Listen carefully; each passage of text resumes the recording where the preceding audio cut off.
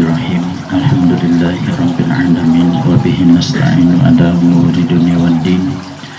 Wassalatu wassalamu ala asyrafil anbiya'i wal mursalin wa ala alihi wa sahbihi ajma'in. Amma ba'du. Rabbi shrah li sadri wa yassir li amri wahlul 'uqdatam min lisani yafqahu qawli. Rabbi shrah li sadri wa yassir li amri wahlul 'uqdatam min lisani yafqahu qawli.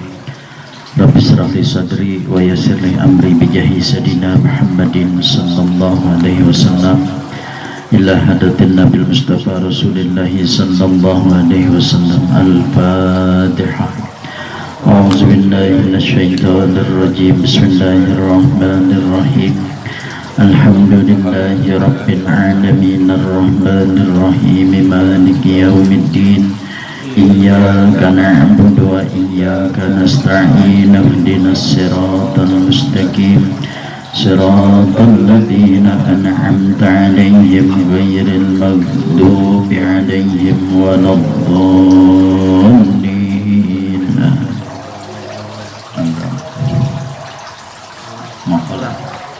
Makalah berapa?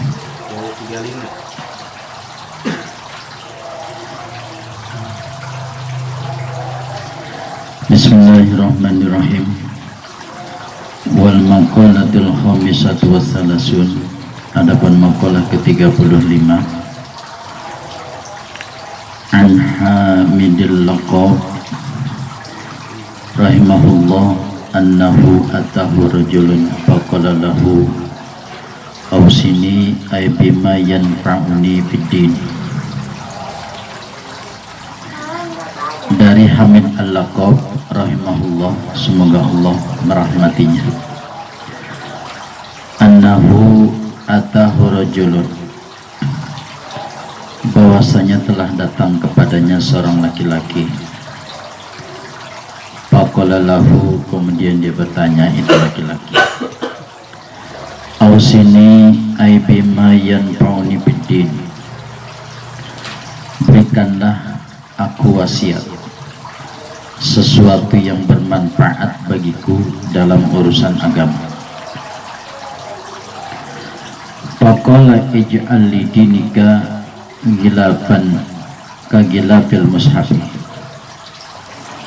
Maka menjawab Hamid Al-Laqab, ij'al li dinika gilafan, jadilah engkau dalam urusan agama engkau gilafan, sebuah kantong sampul yang berfungsi untuk melindungi, untuk memelihara sesuatu.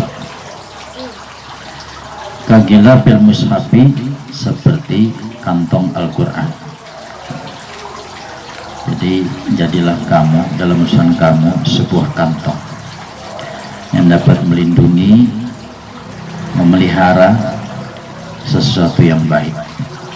Contohnya kagilafil mushafi seperti kantong atau map daripada Al-Quran.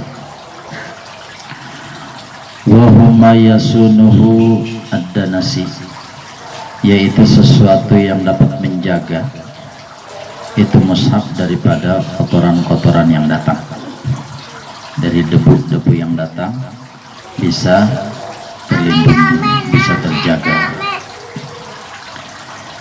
Qila lahu ma gilafuddin, lalu ditanya kembali oleh si laki-laki itu, apa sebenarnya yang dimaksud dengan gilafuddin, kantong agama. Fasyari'atu min haitsu annaha tuta'u tusammadina,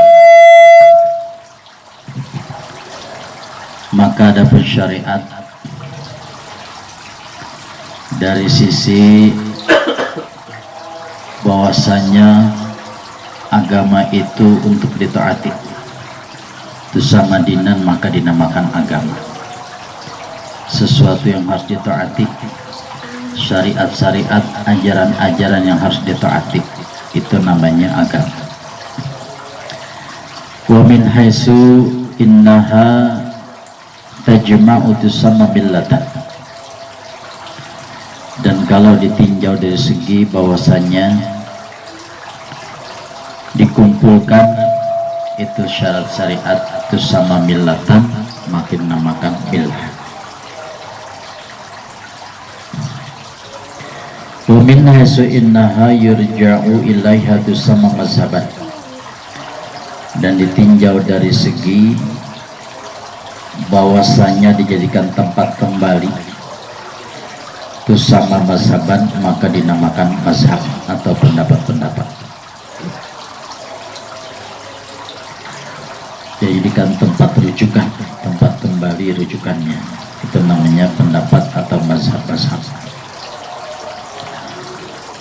Qala lahu Gilafuddin, maka menjawab Syekh Hamid Al-Laqab kepada laki-laki tadi yang bertanya apa itu Gilafuddin, maka dijawab tarkul kalami illa ma la budda minhu. Yang pertama, meninggalkan pembicaraan perkataan, melainkan perkataan yang semestinya saja, yang penting saja, yang perlu saja. Wa huwa ma la yasulul maqsudu min umuri dunya illa bihi. Adapun dia yang dimaksud yang seperlunya saja, perkataan yang tidak hasil maksud daripada perkara-perkara dunia kecuali dengan perkataan tersebut. Jadi hanya yang perlu-perlu saja. Kalau kira-kira kita ditanya orang, ya kita mesti menjawab. Kalau kita misalnya memberitahu orang, ya kita mesti berbicara, berkata. Kita membeli sesuatu misalnya, ya kita mesti berbicara, berkata. Jadi sesuatu yang perlu saja, artinya sesuatu yang bermanfaat. Disuruh meninggalkan itu perkataan, ya, perkataan yang tidak ada manfaatnya, sekedar ngobrol ngalor ngidul misalnya, enggak tentu arahnya, yang kira tidak ada manfaatnya, itu disuruh tinggalkan. Faqala Sulaiman alaihissalam au Luqman, berkata Nabi Sulaiman alaihissalam atau Luqman, idza kana al-kalamu min fiddatin kana sukutu min zahabin. Apabila berbicara itu bagaikan perak, maka adalah diam itu diibaratkan seperti emas. Apabila berbicara itu diibaratkan seperti perak, maka diam seperti emas. Wal makna idza kana al-kalamu bil khairi kal fiddah husnan, kana sukutu an syarri kaz zahabi bil husni. Adapun maknanya yaitu apabila berkata-kata dalam kebaikan diibaratkan seperti perak bagusnya. Bagusnya diibaratkan seperti perak kalau orang berkata-kata yang baik. Karena sukutu anisyari kazahabi bil husni, maka adalah diam daripada berbuat yang jahat, berkata yang jelek, diibaratkan seperti emas dalam urusan bagusnya.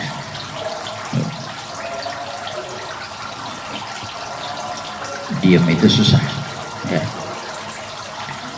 Ada orang puasa diam, ternyata diam itu susah. Dari sahur, dari pagi sampai menjelang maghrib kagak pernah ngomong, kecuali dia sholat, dia jaharkan itu bacaannya, kecuali dia zikir, kecuali dia baca Al-Quran. Selebihnya kagak boleh ngomong. Itu susah dibandingkan dengan puasa, menahan lapar dan haus, ya.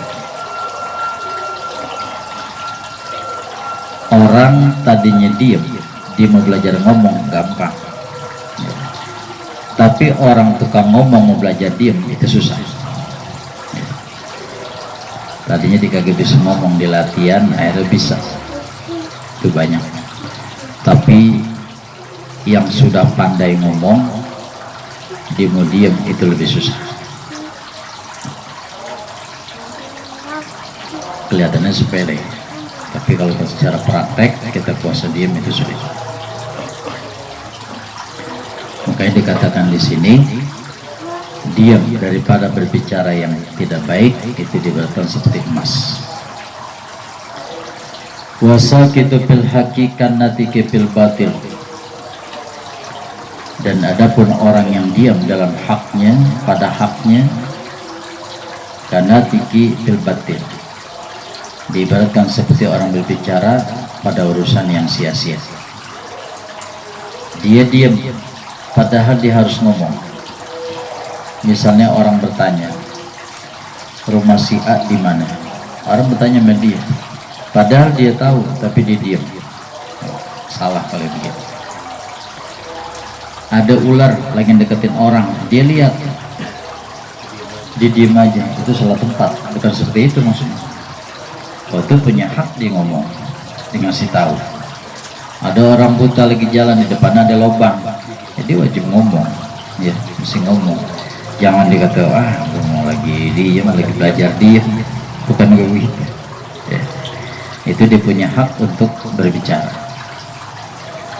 Ada orang nanya tentang sholat misalnya, kemudian dia tahu apa yang ditanya itu perkara sholat, maka dia harus menjawab, dia harus bicara. Watar tujuannya minal amti'ati ila ma la budda minhu wa huwa ma la tahsulul hajati illa bihi. Kemudian yang kedua adalah meninggalkan dunia daripada kesenangan-kesenangan dunia, kecuali sesuatu yang tidak boleh tidak daripadanya, kecuali sesuatu yang kita butuhkan dalam menjalankan aktivitas. Wa huwa ma la tasulul hajati illa bihi, kecuali sesuatu yang tidak boleh hasil itu kebutuhan, itu hajat, kecuali dengan itu urusan dunia tadi. Misalnya kita mau makan, ya, kita mau makan, ya kita mesti mencari, kita berikhtiar dalam urusan rezeki, mencari rezeki. Nah itu boleh sampai sekira-kira mencukupi daripada urusan kita, ya. Jangan sampai kita berlebih-lebihan dalam mencari, akhirnya kita meninggalkan atau melupakan urusan akhirat. Itu yang salah, lalai misalnya. Makanya kalau kita pernah lihat, misalnya ada orang berdagang, kok dia jam 10, jam 11 sudah tutup, padahal waktu masih banyak. Kalau dia mau tambahin lagi itu dagangannya, kira-kira masih banyak yang beli. Pasti tanya, oh, ternyata dia sudah merasa cukup dengan hasil sampai jam 10. Udah, kalau saya mau udah cukup untuk hari ini, udah cukup. Kalau saya terusin lagi, saya nafsu, itu nanti akan berbahaya dalam urusan akhirat saya. Maka saya cukup sampai jam 10 jualan saya. Jadi dia ambil urusan dunia itu hanya seperlunya saja, kagak ngoyok maksudnya. Kalau orang-orang dulu itu ukuran dia nanam, dia nyiram itu sampai jam 4 misalnya, sampai jam 4 udah persiapan, jam 5 untuk persiapan maghrib. Kesonanya udah maghrib urusan akhirat. Jangan kita udah maghrib, udah isya, udah jam 10 malam kita masih ngurusin urusan dunia aja. Ngobiek belum kelar-kelar, udah jam 11 malam ada yang minta antarin urusan ngobiek, kita masih layanin misalnya. Jadi kita mesti imbangkan antara urusan dunia dan urusan akhirat, minimal seimbang. Ya bagusnya harus lebih banyak urusan akhiratnya. Watarkul mukhalatatun nasi illa ma la budda minhu. Kemudian yang ketiga, meninggalkan pergaulan kepada manusia kecuali pergaulan yang perlu-perlu saja. Wa huwa ma la yasulul matlubu illa bihi, yaitu sesuatu yang tidak hasil yang dapat dicari atau dituntut kecuali dengan itu pergaulan. Misalnya urusan kita kumpul, ada tahlil misalnya, udah selesai, udah banyak faedah yang kita dapat, kita tahlil misalnya, ya udah selesai, dapat berkat, pulang. Jangan tahlilnya setengah jam, 1 jam, ngobrolnya 3 jam misalnya. Yang lain pada balik, kita pulang jam 11 misalnya. Nah itu sesuatu yang enggak dibutuhkan ya.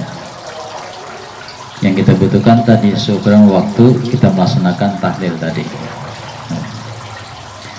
Atau kita kumpul di suatu perkumpulan masyarakat, ada situ rapat atau musyawarah, ya sudah selesai, ya kita pulang. Itu sesuatu yang diperbolehkan dalam pergaulan. Jangan sampai urusan rapatnya udah selesai 1 jam, tapi kita masih ngobrol sampai 2 jam. Jadi yang pertama meninggalkan pembicaraan yang lebih, yang kedua meninggalkan urusan dunia yang lebih, yang ketiga meninggalkan pergaulan manusia yang berlebihan ya. Pudul namanya, pudul, sesuatu yang lebih-lebih ya. Artinya nggak ada manfaatnya kalau pudul, kebanyakan ya. Kalau pisau pudul apa ya? Kagak ada manfaatnya, pudul kagak tajam ya. Pisau pudul nih ya, kagak ada manfaatnya buat motong. Kelebihan atau kelamaan dipakai tapi kagak diasah-asah. Wan nasu tanqasimu illa arba'ati aqsamin, dan adapun manusia itu terbagi kepada 4 macam. Kama qallahu Sayyidi Syekh Abdul Qadir Jailani Qadasasirah, sebagaimana telah berkata Tuan Syekh Abdul Qadir Jailani, rajulun la lisana lahu wa la qalba wa huwal asir. Yang pertama adalah laki-laki yang tidak punya lisan dan juga tidak punya hati. Macam yang pertama laki-laki atau orang yang tidak punya lisan dan juga tidak punya hati. Kalau bicara dia tidak ada manfaat pembicaraannya. Itu dikatakan la lisan, tidak punya lisan. Karena kalau ngomong kagak pernah ada manfaatnya. Wa huwal asil aril al-ghabiyyu fahzar an takuna minhu wa la takum fihim fa innahum ahlul azab. Adapun dia yaitu al-asik, yaitu orang yang durhaka.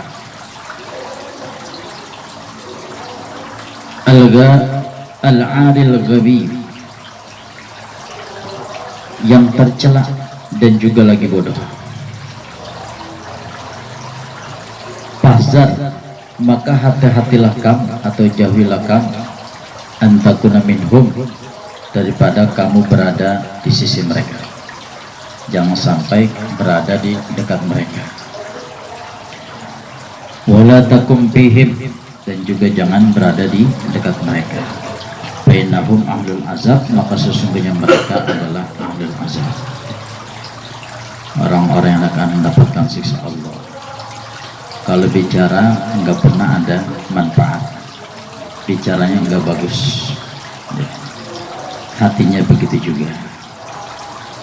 Kalau yang model kayak begitu kita mesti jauhin.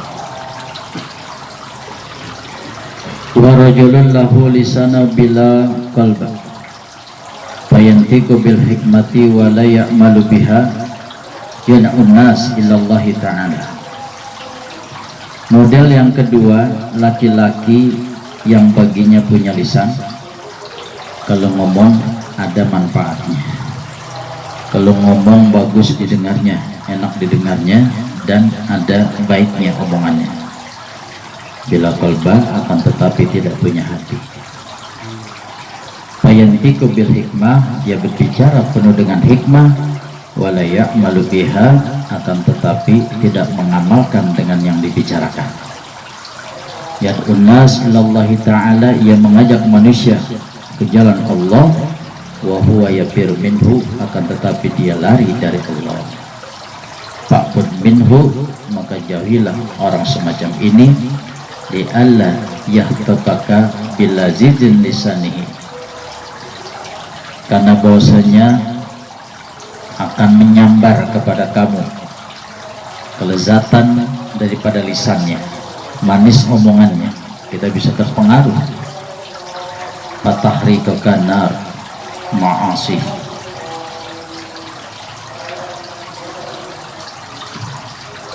maka akan jadi sebab kamu terbakar daripada perbuatan maksiatnya. Wa yaqtuluka nadlu qalbihi, dan akan membunuh kamu daripada bau bangkai hati. Kalau bicara dia benar, omongannya manis, ya, suka ngajak-ngajak orang seolah-olah dia mempraktekkan, tapi ternyata dia tidak mengamalkan, dia tidak mempraktekkan dari apa yang dibicarakan. Ada juga yang model kayak begitu, itu mesti kita jauhin juga. Wa rajulun lahu qalbun bila lisan wa huwa mu'minun satruhullahu ta'ala min an khalqihi. Yang ketiga, laki-laki yang baginya mempunyai hati akan tetapi tidak mempunyai lisan. Tidak mempunyai lisan artinya dia jarang ngomong, dia kelihatannya jarang ngomong, banyakannya diam, tapi hatinya dekat kepada Allah. Siapa dia? Wa huwa mu'minun satruhullahu ta'ala an khalqihi, adapun dia adalah orang mukmin yang telah ditutupi oleh Allah subhanahu wa ta'ala daripada makhluk-makhluknya. Makhluknya kaget tahu bahwa orang itu adalah orang yang dipilih Allah. Wa basaruhu bi uyubi nafsihi, dan orang ini telah diperlihatkan kaiban-kaiban dirinya. Jadi Allah kasih tahu kekurangan kaiban yang ada pada dirinya.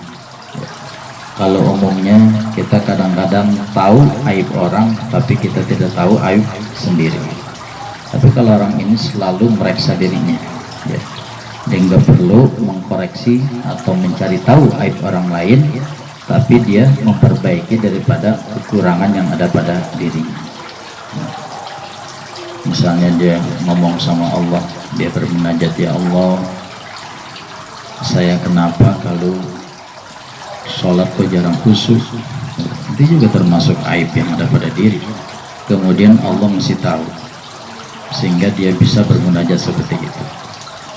Banyak orang yang udah sholat puluhan tahun tapi nggak pernah ngomong kayak begitu, seolah-olah sholatnya benar, padahal kagak khusyuk, tapi di kaki sampai berbicara seperti itu.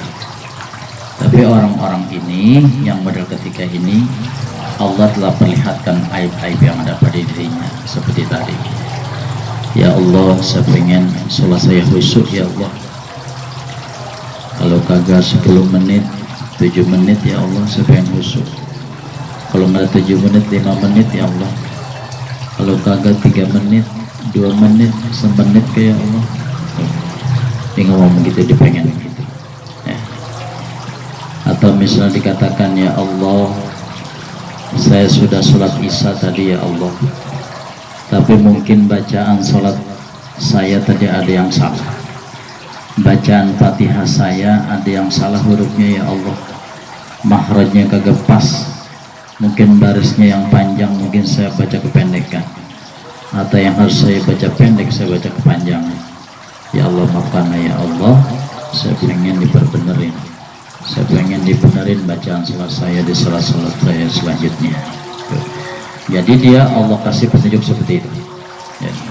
Akhirnya dia bisa mampu di ngomong ke kekurangan-kekurangan yang ada pada dirinya, terutama dalam urusan ibadah. Biasanya urusan ibadah. Wa nawwara qalbahu, dan Allah telah memberikan atau telah disinari hatinya. Wa arafahu ghailu mukhalatatin nas, dan juga telah diberitahu kejelekan kalau bergaul dengan manusia. Kalau kita banyak bergaul dengan manusia, Allah telah beritahu kepada ini orang itu tidak bagus, itu jelek ya, kalau sering bergaul kepada manusia. Makanya para wali-wali banyak di gunung-gunung, banyak di pinggir pantai yang sekiranya susah untuk dijangkau, karena mereka beribadah hanya untuk Allah. Dia kagak mau bergaul kepada manusia, karena di ibadah pandangannya hanya dari Allah, bukan dari pandangan manusia. Kalau sudah jadi pandangan manusia, maka sholatnya, ibadahnya ada riya di situ. Wasyu'bil kalam, dan juga telah diberitahu tentang buruknya perkataan kalau kita banyak bergaul kepada manusia. Mungkin awalnya omongan kita bagus, tapi lama-lama menjadi buruk. Fahaza rajulun waliyullahi ta'ala.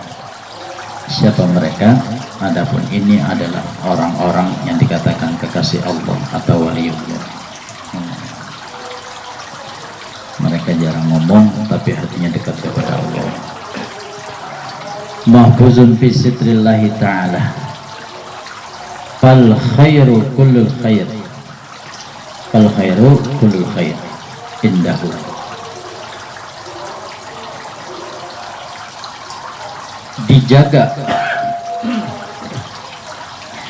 Dijaga orang ini, kekasih-kekasih Allah ini, pada tutupnya Allah Subhanahu wa ta'ala.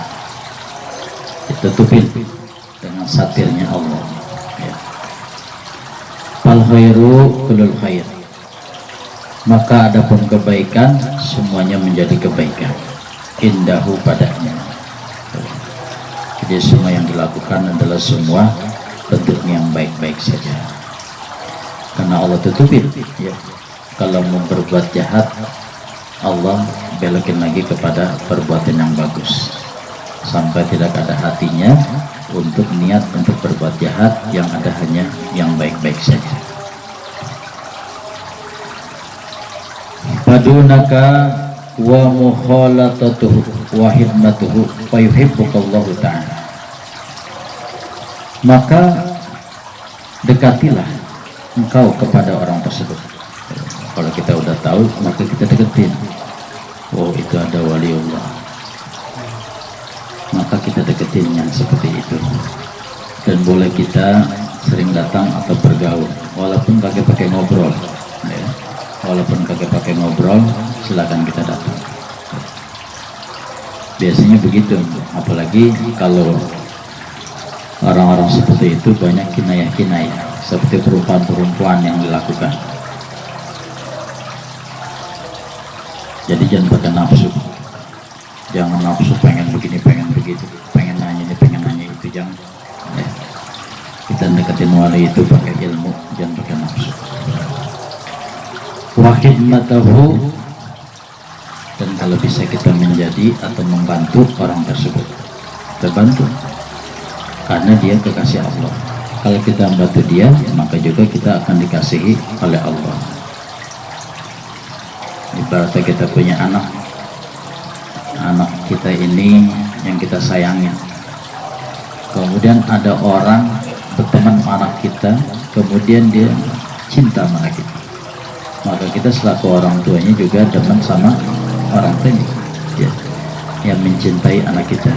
Apalagi Allah mempunyai kekasih, yaitu wali-waliullah, orang-orang pilihan.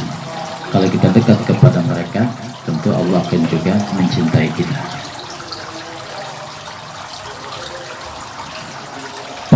Fayuhibbukallahu ta'ala, maka niscaya Allah akan mencintai engkau kalau kita dekat kepada kekasihnya. wa rajulun ta'allama wa 'allama wa 'amila bi'ilmi wa huwa al-'alimu billahi ta'ala wa ayatihi istauda Allahu qalbahu wa ra'iba ilmi. Kemudian yang keempat adalah orang yang belajar ilmu dan juga mengajar ilmu dan beramal dengan ilmunya. Dia belajar ilmu atau dia mengajar ilmu, kemudian dia amalkan apa yang didapat daripada itu ilmunya. Wa huwal alimu billahi ta'ala, adapun dia adalah orang yang alim kepada Allah Subhanahu wa ta'ala. Wa ayatihi, dan juga tanda-tandanya, ayat-ayatnya Allah. Dia alim, dia tahu ya, ayat-ayatnya Allah, baik yang tersurat maupun yang tersirat. Istauda Allahu qalbahu, di mana Allah telah menitipkan di hati orang tersebut apaan? Ghoraiba ilmihi, ajib-ajib ilmu, ilmu-ilmu yang aneh-aneh itu mereka dapat mengerti, dapat paham dibandingkan dengan yang lain ya.